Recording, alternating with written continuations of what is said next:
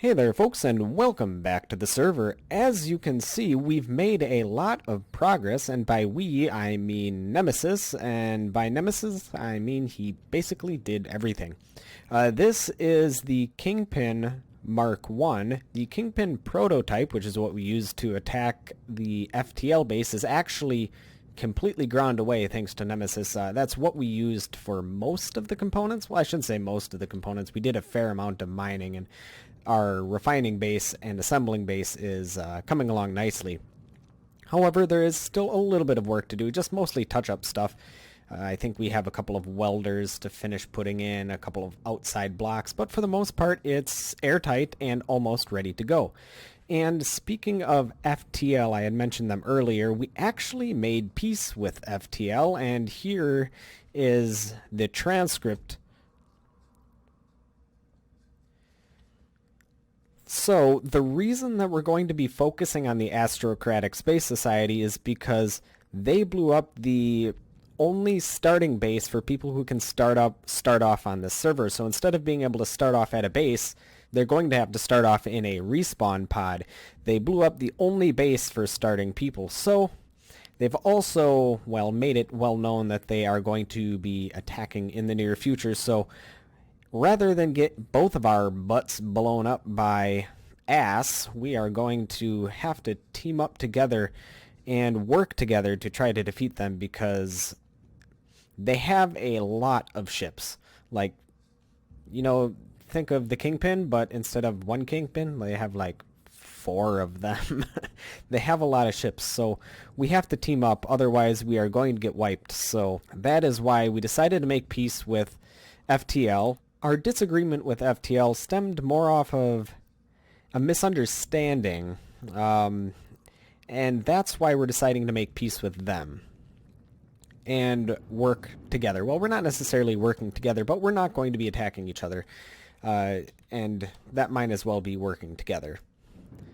And right now I'm just going to finish up making a couple of these blocks. I do have some components on me, mine as well, as I'm just sitting around here floating and talking. So as you can see, this is the new and upgraded Kingpin Mark 1. And the Kingpin Mark 1 has a couple of notable differences, one of which is a lot more retro thrust, and the hangar bay is much easier to get into. It's 2 doors wide instead of just 1. There are a lot more cargo containers for missiles in the front, because I found out you run out of those pretty quickly. It looks like we need some more components up here to finish this. And in addition to all of that, we have added quite a few more rocket launchers and Gatling turrets, and the rear has gotten a redesign as well, mostly because I didn't really place the thrusters that efficiently last time, and now they're placed much more efficiently, and instead of, I believe there was only 1 hydrogen thruster in the back, there's 2 hydrogen thrusters, and these are all fitted much better. And in addition, most of these thrusters have an automatic repair system behind them. And in addition to all of that, to help accelerate and decelerate the ship, there's one other thing that we've added to help with that. I forgot there's no gravity in the front of the ship, which is something that we're going to have to address. The thing that we've added to help accelerate and decelerate the ship is, let's head on back to engineering and show you. It's a little bit crammed in a corner, but it's definitely going to help maneuver our ship. In fact, I don't have to open and close all these doors. We'll just keep them open. We're working on the ship for now anyways. So back here we have a gravity drive. We have 3 gravity generators. Ooh, I forgot to make one. So I'm going to have to fix that. But we have 4 gravity generators, my mistake, and a bunch of artificial mass. And by changing the polarity of the gravity generator, you can either accelerate or decelerate the ship if the artificial mass is turned on. And that actually does greatly help accelerate and decelerate the ship. And in addition to that, we've just changed some color schemes and stuff like that. But for the most part, the interior of this ship is mostly the same. I did have to change a couple of conveyor systems, but that's boring and mundane, and I'm not going to really go through that because I'd have to tear apart the ship to show you. But it's just to make it a little bit more redundant. And we've changed some color schemes. As you can see, it's a little bit nicer in here than it was before, instead of being all gray.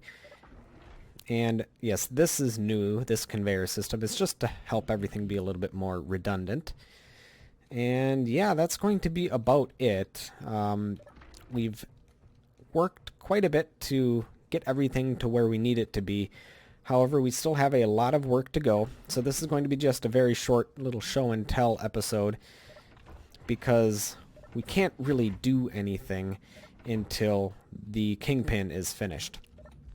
And I think in the future we will be working with FTL rather than actively fighting them, because there's a bigger and badder villain on the horizon who's actively started to attack newer players to this server. So both FTL and the Spacers are teaming up to try to put them in their place, but right now they have a lot of ships, so it's going to be hard to do.